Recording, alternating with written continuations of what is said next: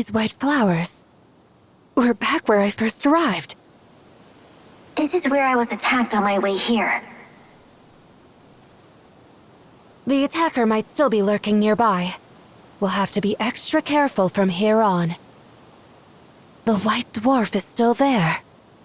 It was through this celestial projection that the Grand Oracle and I saw the memories from Aratos' funeral. Who did Dean Phenomena see at the end? And what did that person do to her? Could that person have also attacked her? Just like they did to you?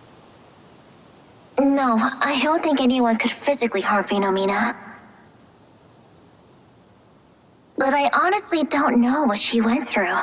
There's nothing like this recorded by any Eratos before me. The white dwarf. The remains of a dead star. The funeral. And Aratos.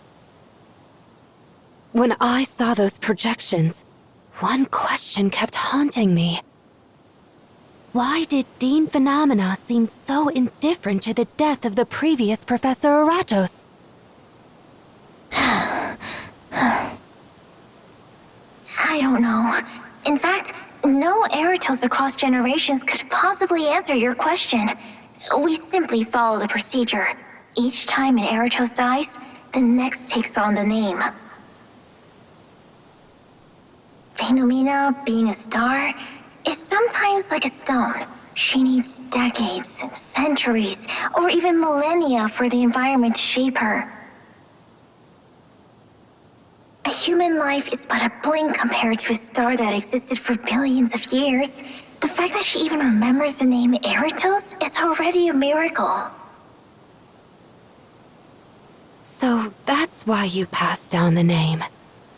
To reinforce her connection with you, as her companions and comforters. Maybe. In the end, we don't even know whether Phenomena sees us as distinct individuals or a mere recurring symbol. Doesn't that make you feel sad?